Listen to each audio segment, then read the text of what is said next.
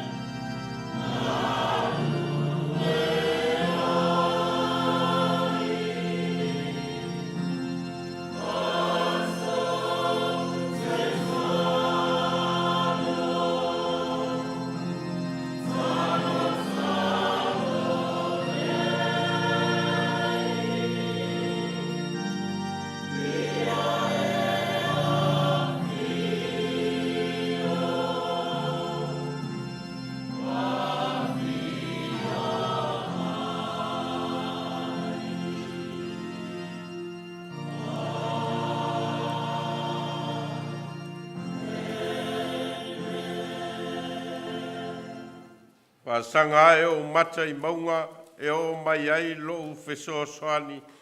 O lo feso soani mai le li lea o leo na whaia le langi a toa ma le no langi. E le tu ina mai e ia ma pewa lo vai. O lo leo e le tu le moe lava ia whauta. O le leo ia Israelu e le tu le moe ia e le moe lava. E o tātou talo. O e lava o le leo ma moe le lei. E te leo ina I mātou o lau whanau. O lau ainga. O lau e kale sia. Mai tu tino o lau tino ke riso I le nei larolangi. O e whawhangu ina mai lo mātou ola I le nei tai au fau. Maua e au mai ai ai mātou le nganga. Mātou te o mai whātasi ai le tāpua inga ma le whanetanga. Te I whāfoi ia te oe o no lo lofa ma lo whamaoni. Ai vai ma le ato toa le tangata I o luma a nganga pa iai ia e a fio mai. E te aia ina o mātou nganga tāpua. Te o mātou whaia le tāpua inga I le nganga ma le whamaoni. Ai wai lava I se vi inga o lau fio o oe o lea tua le tama le alo ma le nganga pa ia. Amen. Inga le tua iwa sifun ma le valu, tātou te pese ai.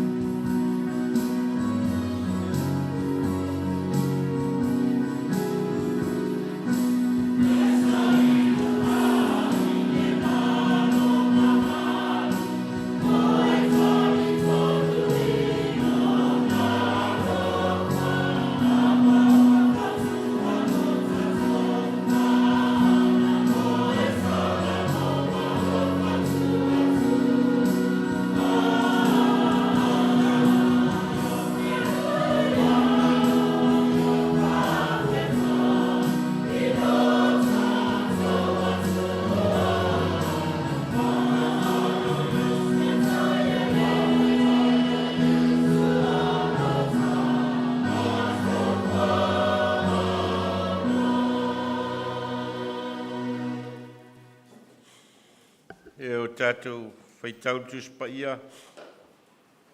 Tus whiwhiliau mō mai le whenga inga whau. E vangalia mā reko i lonu tau po e whā. Tātou te whaitau whiaua wai mai le whaiu mō mua e whangata mai le whaiu po e lua sifuru. Mā reko i lonu tau po e whā whaiu mō mua e whangata mai le whaiu po e lua sifuru. Tātou te whaitau whiaua wai ai. Toi a mata o iau nā o atu e lata i le vai. Poto mai ai a te ia le motu o tangata e tō tele. O le mea leana maliua e ai o ia i le vaa. Ua nofo ai i le vai. A o le motu o tangata uma sa i le au vai i lātou.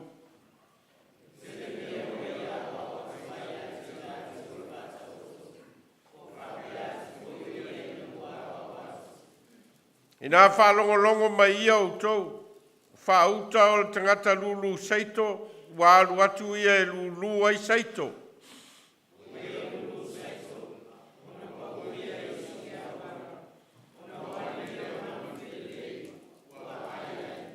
Pau fo isi le mea papa, e i titi lava le ele sa iai, o na tupu lise lea ia, a wā le ele ina i titi.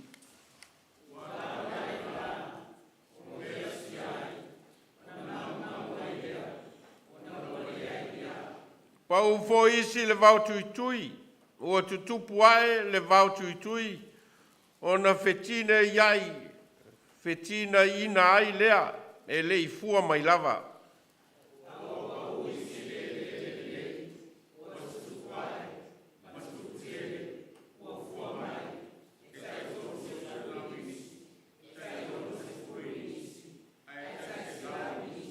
O ia whetalai atu foi a te lātou o le ua iai talinga e whaalongo ai. I nā whaalongo mai ia o ia.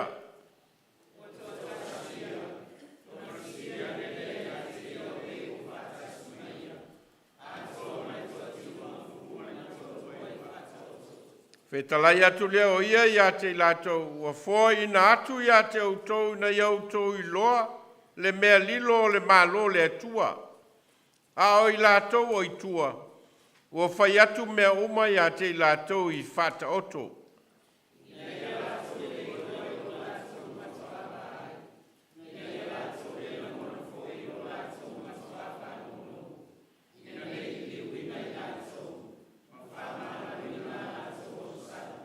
O ia whetalai atu foi a te lātou, tau te leilo ea le nei whata oto. Pe whape whea fōi o nau tō i loa whata oto uma.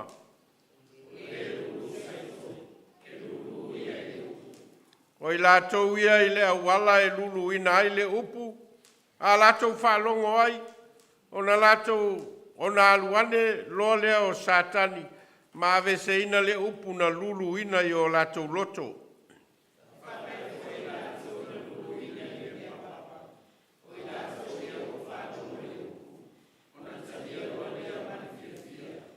Ai peitai wale aini o lātou waa, ua wha le tū mau i lātou, pe a tupu le puapua ngā, po le sā wā ono le upu o na lātou tau suwai loa lea.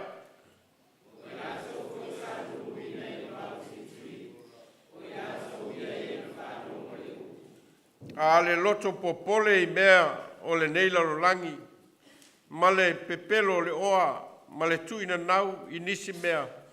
Wo atu i to tonu o le loto. Wo fetina ina ai le upu. O na le fua mai lava lea.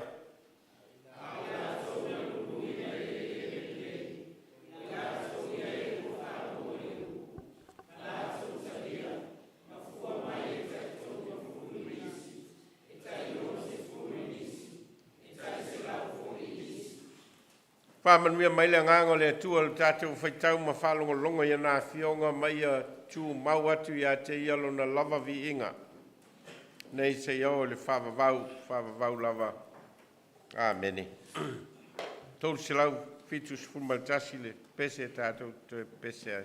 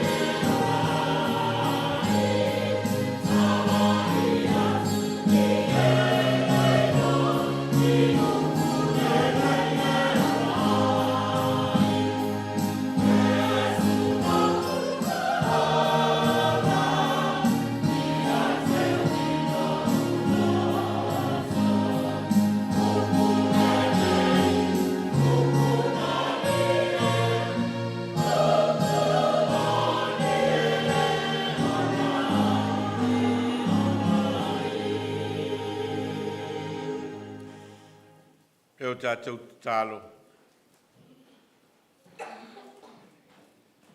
Mā lia lava upu o le ola whawavau. Ma le mālo le atua ua e au maia. A wā lau fio lava o le upu. O le ala, o le upu moni, ma le ola. Ua e au maia le mālo le atua i le lorolangi. Ma ua e whai loa mai fo i lo lava soi fua o fo ina mai. Lo mālo e whawavau. Ua e au mai fo i mātou. Ma e whatatia le ala fua le tangata whatua tua ma le tangata salamo. Ma le e whalongo i lo whetalai mai. Mātou te maua ai le ola whawavau. Le nei tae au a poto whatasi lau whanau. Ina e whangu ina mailo mātou ola i le malo longa o le pō. Ma o mātou wa aia lo mal malama ma lo mātango o fie. Mai se o le whaalinga o lo mana ua e au mai ai lea aso ma lea aso moi mātou. Whaalia ai o e lava o le atua na e whaia le langi ma le larolangi. O le atua foa. A wai fo ai mai fo le ola ma le malosi il tangata na e whaia i lo lava whatusa. Mai au mai ai mātou le loto ma le anganga mātou te langona ai. Ta tau lava maono mea i le tangata o na whafo i atu le vi inga ma le whane tanga i ate oe. Ono loa lofa ma lofa maoni. A wawa e whasoa mai mea lofa o lo wanga le lei moi mātou. Mea lofa o le tino, mea lofa o le mawhau o le iloa o le poto. Mea lofa fo i whale anganga ua e te tala ina mai, la mātou whalongolongo i lo whetala i mai. E ala iau a fionga o mātou whaitau ma whalongolongo ai. Ma vea ai e whai masulu i o mātou vai, ma malama lama i o mātou wala. Whātonu tonu ai o mātou mawhau. Whātonu tonu ai o mātou langona, o mātou loto, ma o mātou ngang. Whātonu tonu ai mea mātou te whai. Whātonu tonu ai a mātou amionga. Ena ia mātou i loa na sāwa vali e tusa ma lofina ngalo. Haftai wa maua le ola ile nei au lotu, ma nei e kale sia ile amatanga ole. Nei foi vai e sofou. Ma vai atu foi vai aso sa ufitia ai mātou i whanonoanga o no lau Vailaau. A leo wa e wha manuia mai lau i kale sia. Ma wa e tatala ina mai le awa noa le ola ma le malosi. Ma le awa noa le ola ngā lulue ma le ola tautua e au na ina ai lau fio e ala i lau tala le lei to tonu o lau e kale sia. Ma lo losi lo nua atoa ma ie mātua se o lava i a mātou whana witi. Ma lo losi foi mātou i mea lofa ua e whasoa mai o fua o mātou ngā luenga. Fua foi o tāleni ua e whasoa ina mai mātou te ngā lulue ai. Ao mea lofa o mwhai o no mātou maua o le sio manga o le nei atunu o mātou no nofo ai. Mātia e ai o mātou a inga, mātia e ai lau tala le lei. Mātou whaftai mo o mātou a inga, o mātou mawhtanga whaunga li ma mātou whanau.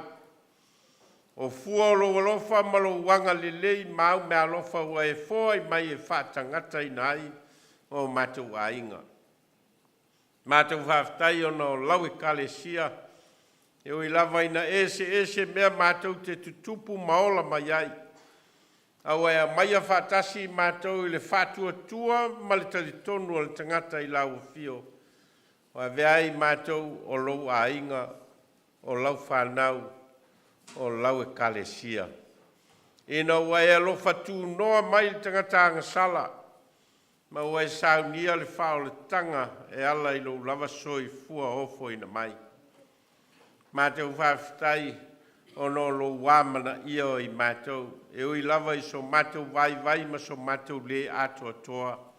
O ni o mātou le anga ma ni o mātou a leu. Ua e le tu lafo ina lava le tangata angasala ua e manatu mai, ma ua e saili mai, ma ua e fua ina le soi fua lo lava alo pele. Tongi ola ina ai mātou, whamangalo ina ai mātou. Ma vea i o mātou ola e leo ni ola e mau ina i meo le lalolangi nei. A ola ua e tapena ina ma Saunia.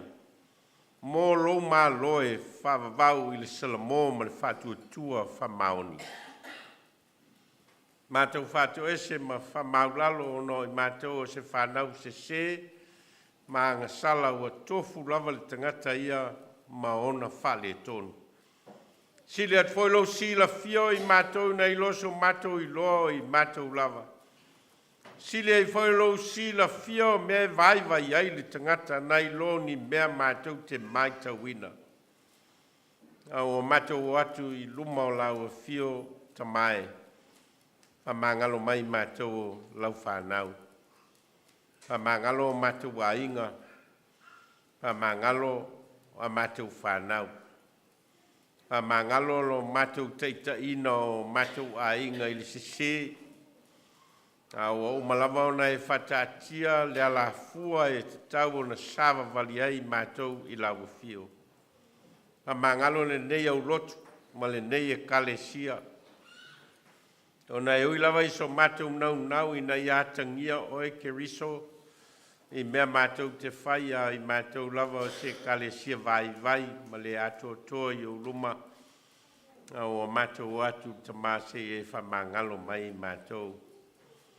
O i tu tino taitasi o lau kalesia o mātou ngāluru ai maofo i nā tuai le ola au auna. Mātou talo se e whamangalo ina mai mātou lo lava alofa tūnoa. Mātou talo mo au whamanuianga. Nau ngā luenga malau tala le lei. Malo mātou ola ofo ina atu e whao ngā oni mea whai ngā luenga i o ao mātou talo se e whamanuia mai.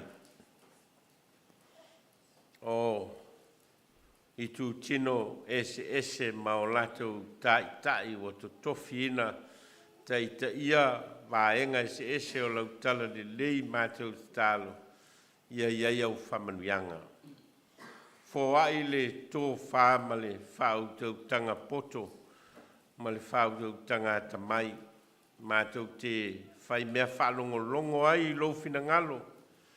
E na ia vele nei e kale sia o se moli mauola mo oe ma lo finangalo i le soifua ma le ola o tangata whatuatua. Mātou talo mo a inga te tasi uma ma o lato lavasinga.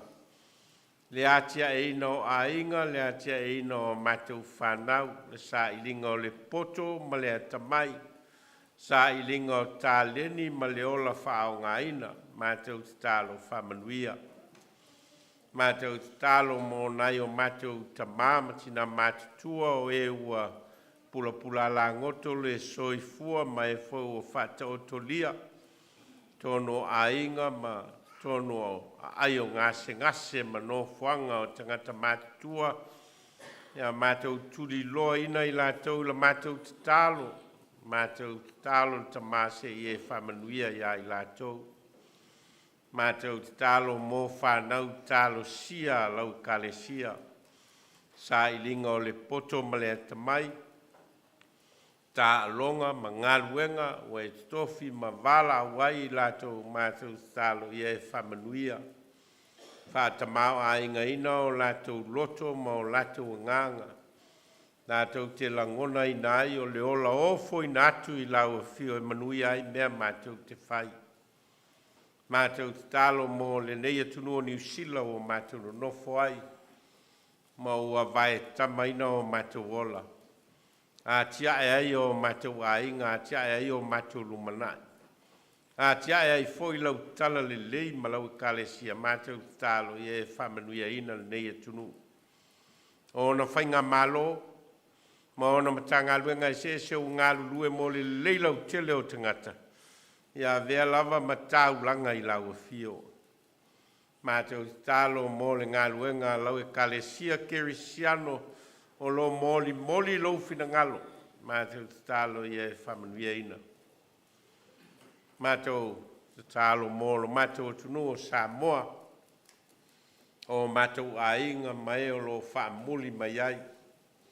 Le atunu maona whainga au puwhai a maise o lau tala li lei ma lau kālesia. Maise o tutonu o nuu mala la whanga i e whamanuia. Mātou talo mole lalolangi lau tele maona tōtū ngā. Atunu o lo whea ngai mataua ma whe vai a inga. Soi fua maola o mau mawai. Mātou talo lo mātou atua. Ia auala mai lau a fio se auala e nofo file mu ai au tangata. No whanga o lo a fio o no whalawe lawe whanatura o lo wa a fia ai o lato sio manga ma o lato wola. Ia mātou talo oe lava na e whaia mea umalava. Mātou talo mo lau pule file mu e na ia sao loto ma manuia mea na e whaia. Mātou talo mo la mātou tapo inga i le nei tae au. Se taimi mātou whalongolongo. Wheta lai mai lau a fio moi mātou te tala la mātou whalongo. A talo mātou loto mo mātou nganga. Whaulu whale lo finangalo moi mātou. E nei e teita ina i peo mātou wola. Ia mātou loa na sawa vali e tusa ma lo finangalo. O mātou talo ia ma ta talo lilo le tangata a ele lilo lava i lau si la whangati. Ia whaia lau lava finangalo a ele o mātou loto. Wau mātou talo e ala ia Jesu Keriso le li mal whaola le wao i mātou talo. Lo mātou tamai o le lang. Ia o mai lo malo. Ia whaia lau finangalo i le lalo langi e pei ono whaia i le langi. Ia e fo ai mai a te mātou le aso nei a mātou me ai e tau ma le aso. Ia e whamangalo i a te mātou i a mātou ngsala. Peo i mātou fōi ona o mātou whamangalo i nātu. Ia e uanga leanga mai i a te mātou. Au a fōi e te teita ina i mātou i whao sosonga. Ia i mātou ai le leanga. Au ai o le malo ma le mana. A toa malevi inga e whawa vaulava. Ameni. Se lau i wasfu maleono le pese tātou pese ai.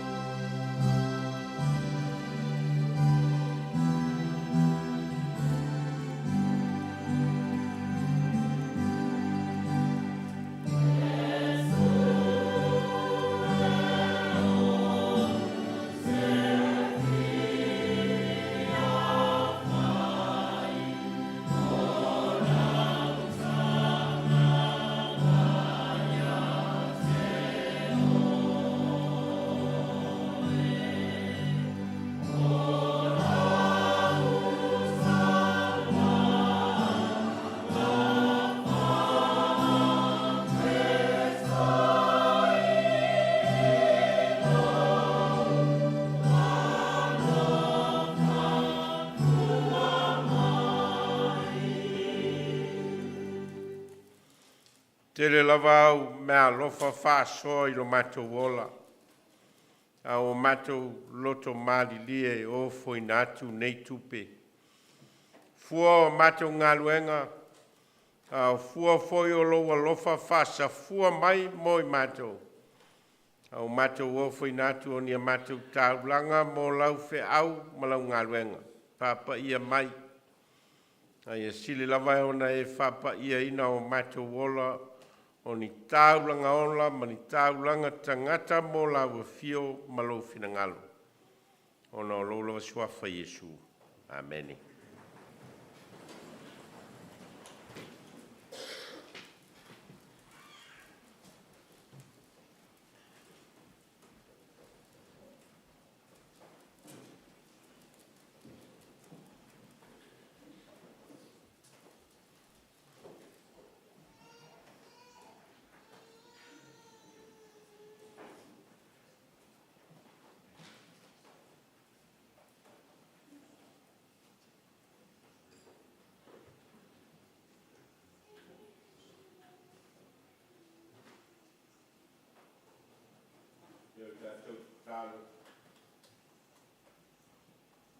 Ia māleu kolo ngutu ma mafofonga o mātou loto I lau whafofonga o mātou atua o lo mātou papa malena te tōngi ola ina I mātou. Amen.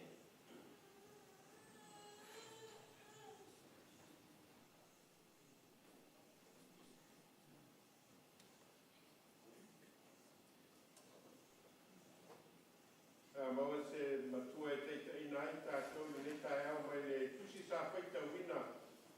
Mā reko I lolo tāu koe whā. Ao le whai upo e se funu ma le whā. Ma le whai upo e iwa ua o tū whātasia e whai ai le matua mō tātou. O le lulu saito e lulu ia I le upo. O lea wa iaita linga e whaalongo ai. I nā whaalongo mai ia o ia. O lea lulu seito e lulu ia I le upu. O lea wa iaita linga e whaalongo ai. I nā whaalongo mai ia o ia. O le manato tu o le vaiaso nei e tusa ma le whaasolonga o tuspaita waso. Lulu ina o le fatula au. Lulu ina o le fatula au. Sowing the seed.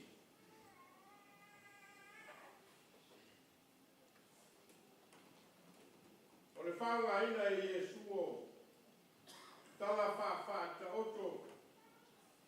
Ia na la unga ma na o onga. O le awala whaia onga lea. E mo moli ai I se whiau I se awala whai mo fie. Mai o tō tele o tangata le whalo rongo I la unga ma o ngā Yesu o le whao ngā ina leo e Yesu o tala whaata oto.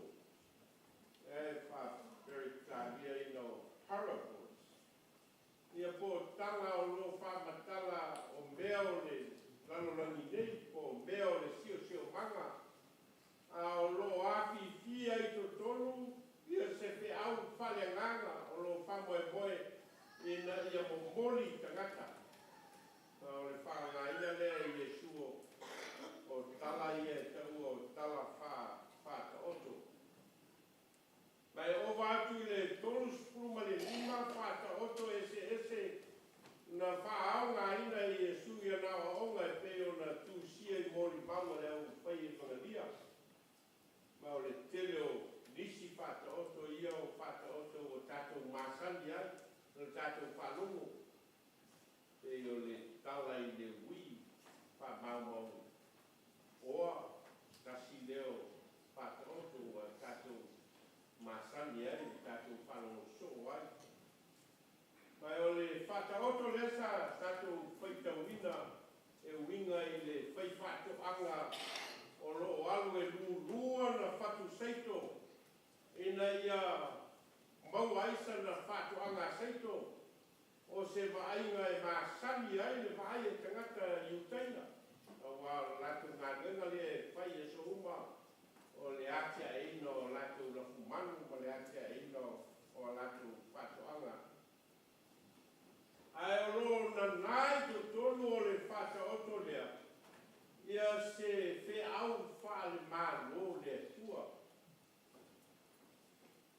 Mana tua e tātou lau la ua i le sātaru ai, sa o tā ua ai, o le fio mai o Yesu ke riso i le lololangi, o le au maia leo le malo le tua, i le lololangi. E fo na a oai e Yesu, i lana tutalo, ia o mai o malo. Ia whaia lo finangalo i le lololangi, e te o na whaia i le langi.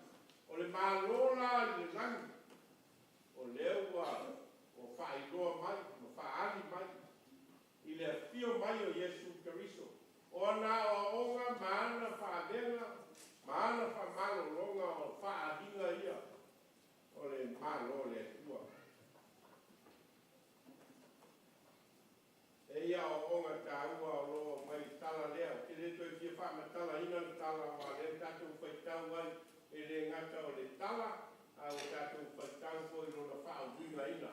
I maenga ato tala le tātou whaitau ina o lo o mai ei maenga i e rua o le tala ma rona whao winga ina.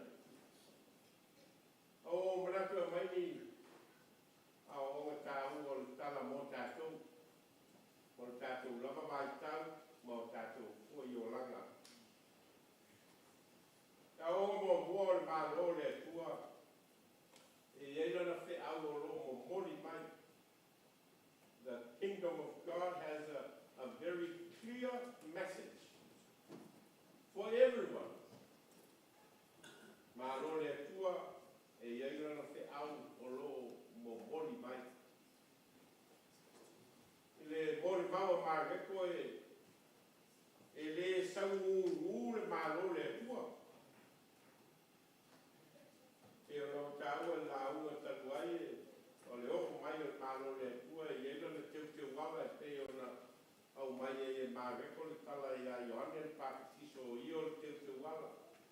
O ia foi ua tau nuu ai, ia perfetanga le whenga inga tuai, e pe o perfetanga le perfeta o Isaia. Ma o lo au mai la ia le whatai buanga lea e whai roa mai ai. O le o mai o le malo le tua e le sangungu. O lo iaila na teu wala. O lo iaila na upu e mua mai i luma o le tio mai. Lona lua, e iaila na wha maungianga o wao lea ina wa uma o na papatiso ina i Yesu e Ioane i le vai o ritana o na a fio ifo leo le anganga o le tua e whapei o se lupe. Ma le siu poponga wa whanongo ina o rou atari pere oe o te fia lava i ate oe. Ma iei koe ma le tala e momori mai whakasi ma le fio mai o Yesu o ia o maia le malo le atua. Lea nā laiona peta lai Yesu o le tala ina o le tala lelei o le mea lea na o sau ai o le tala ina o le tala lelei o le mafu anga lea o lo o mai i le lololangi.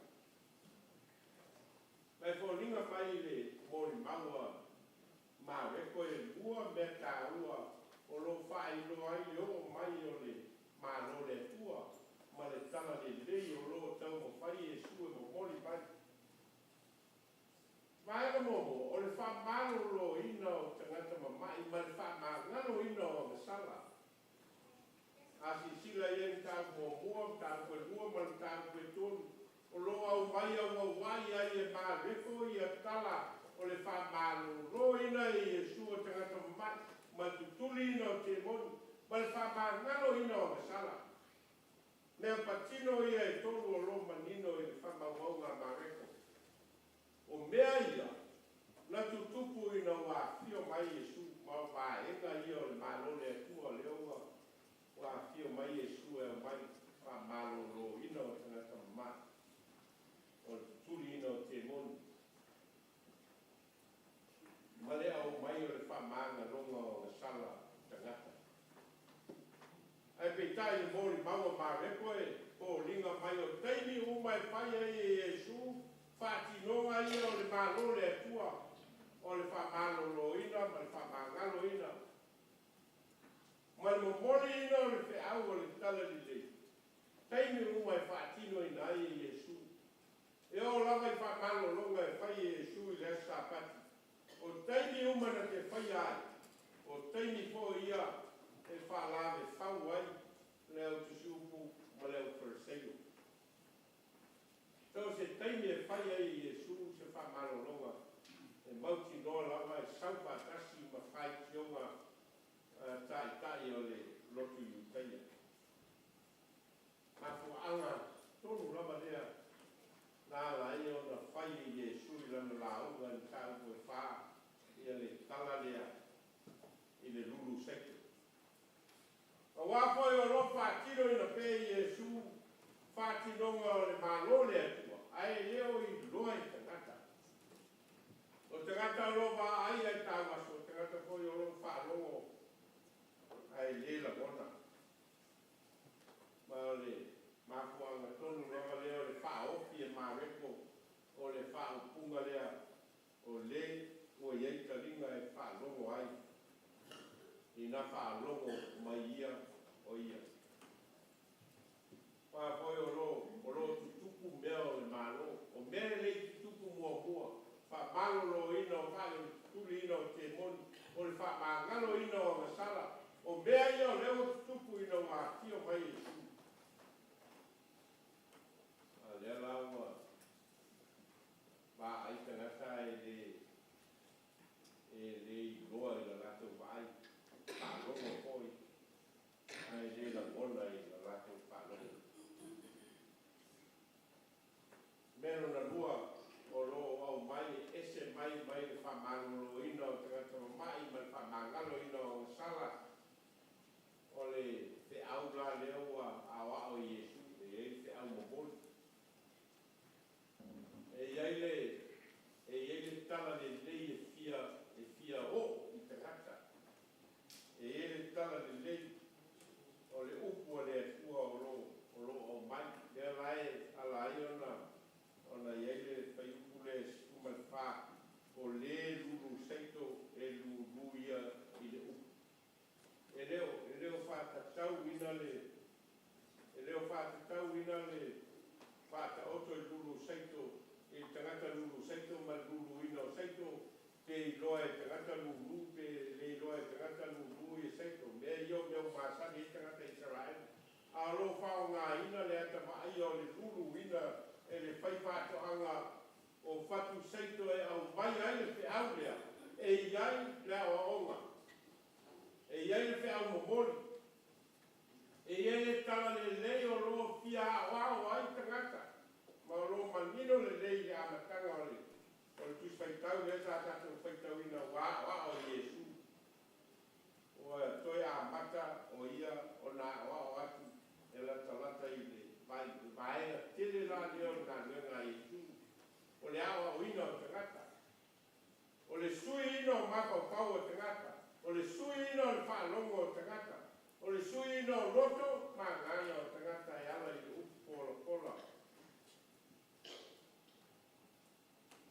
O Iesu ke riso le ala ma le ukumoni ma le ola.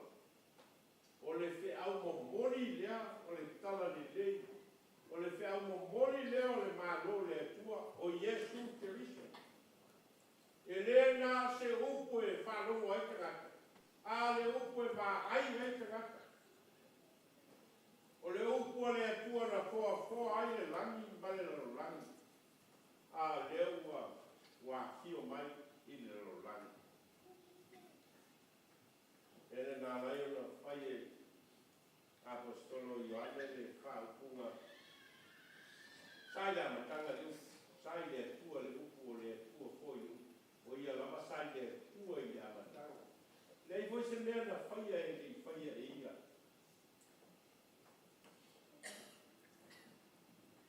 Te au moli nga. Ma o le mafuanga na o le whātaoto lea na tātou whaitauina. O le whāiloi na pai e māreko. O le whatu o lulu ina o Iesu ke riso lea ua whailoa mai mō tātou. O leo e taringa i nā whaalongo ia. Ina o tusi paua e kalesia e Efeso no mori le paulo le whaapunga lea i Kerisiano e Efeso. Ia nofo mau foi o Keriso i o tau loto i le whātua. Ina ia mau wā, ma whaamai ina o tau i le rofa. Ia ma whai e o na i loa le leo o tau. O le winga o le lautele, ma le umi, ma le loloto, ma le mawanunga. Ia i loa foi le alofa o Keriso o sili ese e le mai loa. Ia wha tumu ina o tau i le tumu umalava o le atua. A loko Keriso, i o tātou loto ma o tātou ngangu. Ua whaatumuina po i tātou i le tumu o le atua. Ma tangia ai le whina o le atua i mea tātou te whai. Ka onga lona tua o loa mai tala lea mo tātou o le upu o le malo le atua e mō tangata uma. O le upu o le malo le atua e le mō nao ni nai tangata. E le mō nā se whaenga poi o tangata. A le upu o le malo le atua e mō tangata uma for everyone. Rei whae ronga ina e le lulu saito. No whaanga e whai eilana lulu. Tā lulu wha solo atoa e le whai whaetoanga i ana saito. Ka nāna whata ape. O whea lawa le mea palasi ai a le whatu seito. O le mea nai palasi ai whatu seito. A whai e olai, e lei. A whai e le ai. O i nai o mai e lea o o.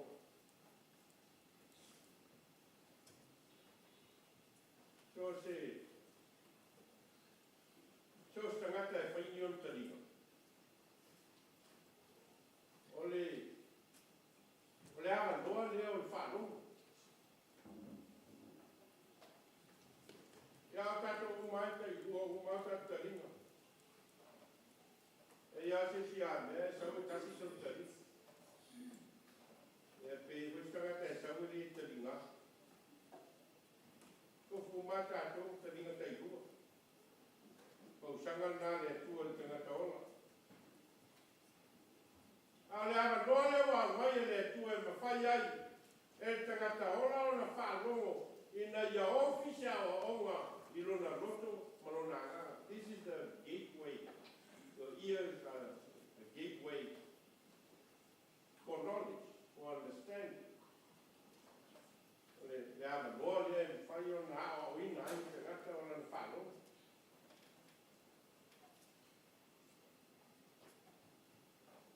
Ai tangata e Pia la tu taringa na o tala mai ima o lorona. E voi tangata e se a ado la tu taringa i luto. Tu se non loko a la tu fai, ma non loko e poi ma la tu taringa. Almela e tupu Nove, o le mau o lau taringa, o le mau o tempa lau taringa. Au lau le whaalogo i taringa i se mea tāua. E mawhai ai ona awa o ina le loto ma le mawhau ma le nganga. Ua tapuni le whai kutoa o le malalama. Tapuni le whai kutoa o le iloa. Tapuni le whai kutoa o le awa o ina o le loto ma le nganga. Tapuni le whai kutoa o le swing o le oranga. E we tangata nā le pe whātasi, pe whālua o na awe o la tutaringa i le whalsai whanolongo i se launga ma se upu mai na whionga le atua. E voi tangata se ronga la mai o ti tangata la to ai o to aru le lot. O a pe o laua i eile mea ia i na ola ma le sa i linga o le whamata whananga le e tangata whapena o tātou loe e koe tangata o tātou a inga e whapena ngā solonga o lātou ora e koe tangata e ola mai mea lātou te mana nao e le vai aso atua ai leise aka noa le vai aso e o ai e whango longo ai i le upo le fionga le fua. Whamalia ina ngō fie o lātou loto ma o lātou nganga i mea e a ngai ai o lātou mawhawhau. Ai le whamalia ina whakasi ma le ola whane nganga o le tangata e winga i le mālo le fua.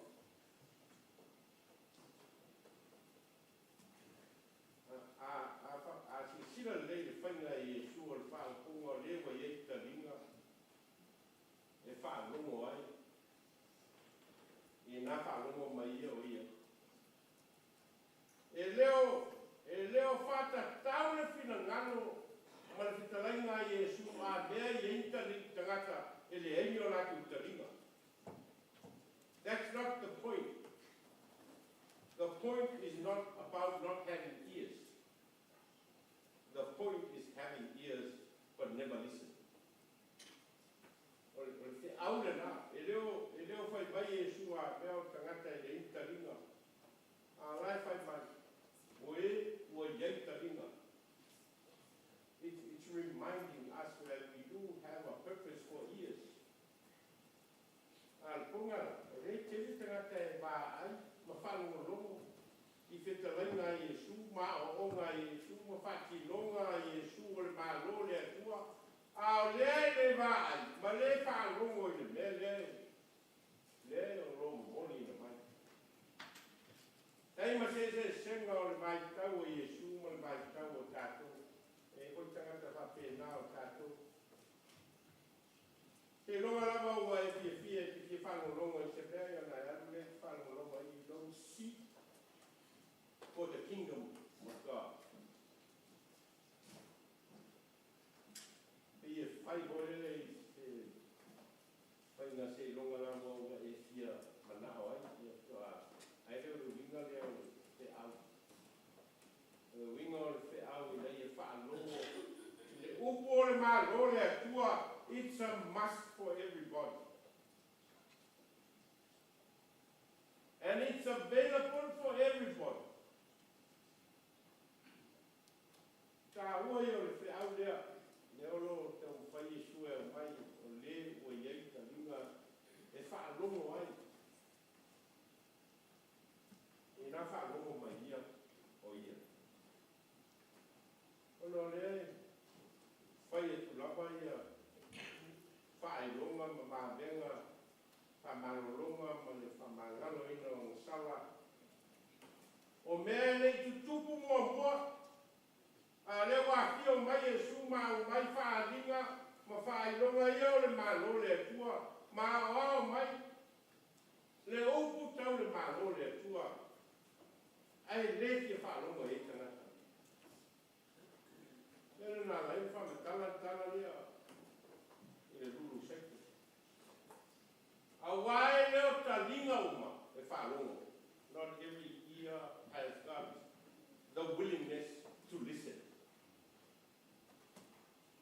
E leo ta linga uma meo e na unau le fi whaalogo. Ma fi saili, ma fi maua le upo le maa o le atua. Mele na leo whamatala ia seito na pā uu lungo le wala, ma seito na pā uu i lungo le papa, ma seito na pā uu le maututu. Ono vea ia, ono a vea ma vea ono whawhatu unu ai, ia le o mai o le malo le atua i ta linga o tangata.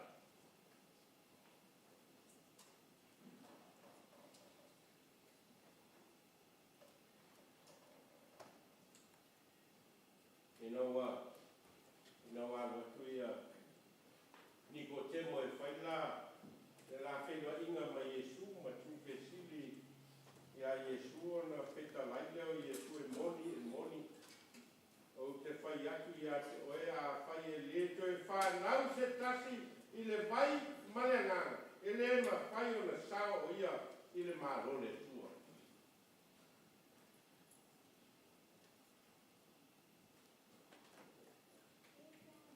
Pe talai Iesu ai se whalongo ia upu. Mawhai e ia o te whātusa ino ia i te ngata poto. Kana whaialo na whale i rungo le papa. Kana tō mai leo wanga o mai koi tā whenga pēsi mai le whale. E le i pa uo ia wāua whawai ina i le papa. Whawa tala ina lea i Iesu le tangata poto. Ma le tangata e whālongo i le upu o le mālo le tua ma mori ai. Tala i Iesu, tala i le wi. Walo lava le whainga o le whamatalanga o le teimina sui atoa ai le o langa o le wi. Na whai ai e le tustala le whaupunga e whapea o na ata mai ai leo ia. Ata mai ai leo ia. Ao ina le ata mai le whalongo a tātou i le upo le tua. Una vea i leo tātou o te ngata e whaitaringa i le whalongo. Whai hoi maka ai le wā ai. Ai sia o nau o maa o tātou lotu. Maa o tātou ngānga. O le whaingo fio na ofi le upo le tua i o tātou lotu. O i nāla. Ma fua mai e na le ini fua. Ia onga luna tolu. O le upo le malo le tua. E iei o na fua a kia. O le upo le malo le tua. E iei o na fua a kia. There's fruits to be seen and to be evident. O le upo le malo le tua. Tawana iaia kua vaia. Ele tawana pe o le paki voi lea na ake eie suma. Masa ili atua le ini fua. Lea nao iaia te tua i Iesu le maki lea. That's not how it should be. Au upo le malo le tua. O lo tātou whalongo iai. Ma whaofi to tono o tātou loto ma o tātou ngā te taula o na iai ni fua iai mai. Taua na ini fua iai. Lele na mai o na whai e Iesu whitarenga a o i lātou na lulu ina i le o i lātou ia e whalongo i le upu ma lātou talia ma fua mai. Tai tonu ma fulu inisi. Tai ono se fulu inisi, tai se laufo inisi. The richness of listening to the word of God and the word for the kingdom of God. E ona fua yagi, e ona fua in roa e tangata. And it's always evidence i o langa o tātou. Ele tauna nā ina le tangata ua mea le upo le malo le tua ma upo e te taina aio nola. E longo fie. E longo fie ia whaalinga o le upo le tua e te taina ai tātou. Te taina ai lau whiwhiringa, te taina ai lau mapapau, te taina ai lau roto marau nganga, te taina ai lau bāwhenga iai, ma leisi tangata. Ko roto rua. Ko lau whanau, ko lau aiwa, e longo pia te kata. Ua ofi ai le upo o le malo le atua, e iei fua iai.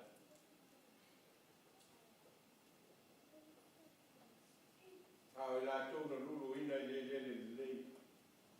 O i lātou i e whalongo e upo, ma lātou talia, ma fua mai, e tolu ma fulu inisi. Tai ono se fulu inisi, tai se laupo inisi. A whainau lai te whaalongo pēi le upo le malo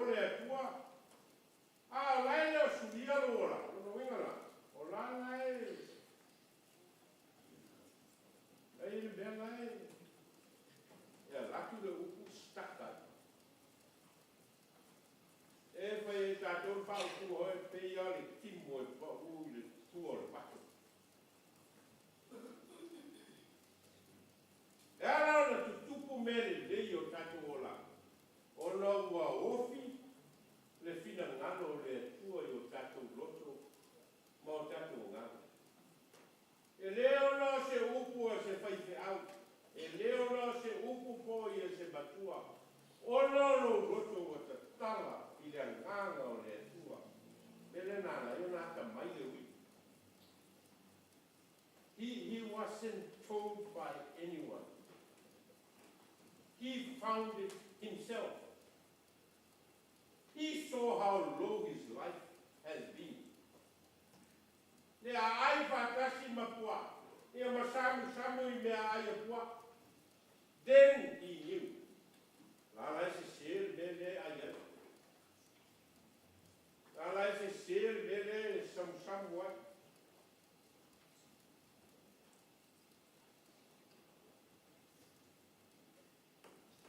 Mai soia Nicotemo. E moni o whaiaki a te hoi a whai le to e whāna. Nau ina se tasi I le vai mai ngā. Le ma whai o na sao o ia I mālo le kua.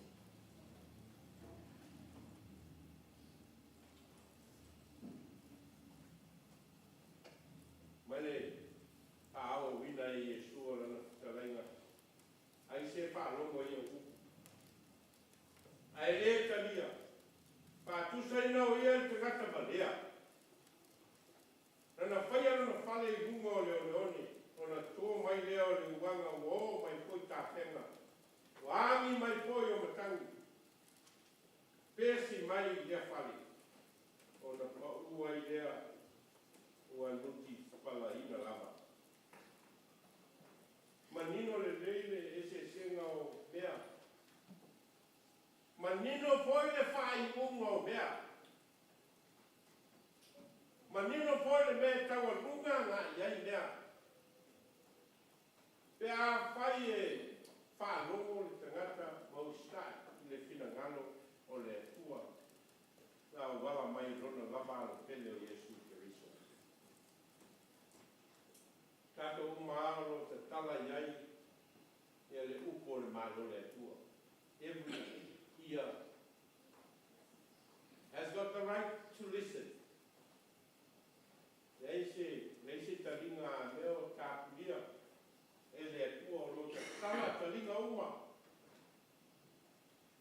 O lava le se senga por fea mela e a ngai ai le upo le tua pe e te talia pe le ai. It's a freedom o tātou le talia ma le talia. But the availability of the word is always there. It's open for everyone. Open to read, open to listen. Ai o le talia ma le talia. O ele nā, that's your part to play. If you want to accept it, accept it. Change your life. A fai foi e te le talia. E le po pore e le upu. E a veile po la le upu. It's there for all generations. E o lava I o tātou au ngā tupuranga. God has made available His word for us. O lewa I ka ringa. I nā whālongo mai ia o ia. Te o tātou tāli.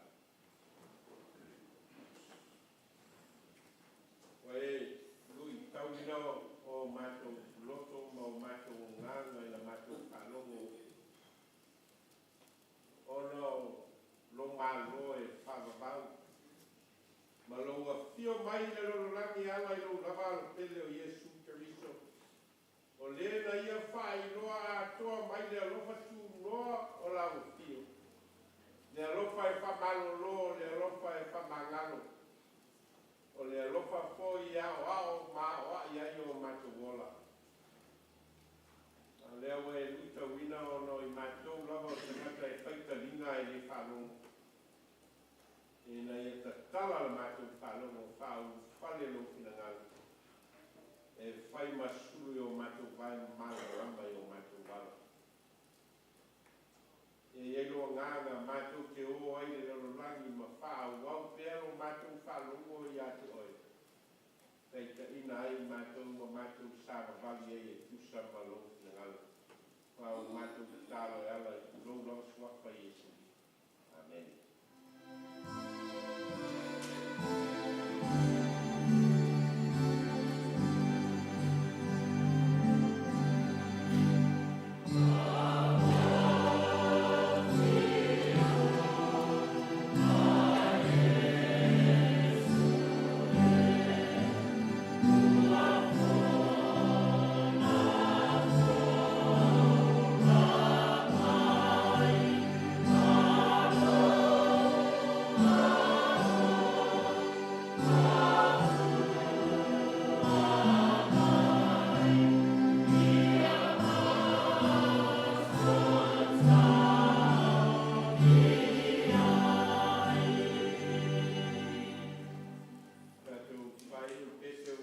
Saunia ma hamawai ko ia ila tau lo pai tapo inga mai I lunga o tenga o so te inga.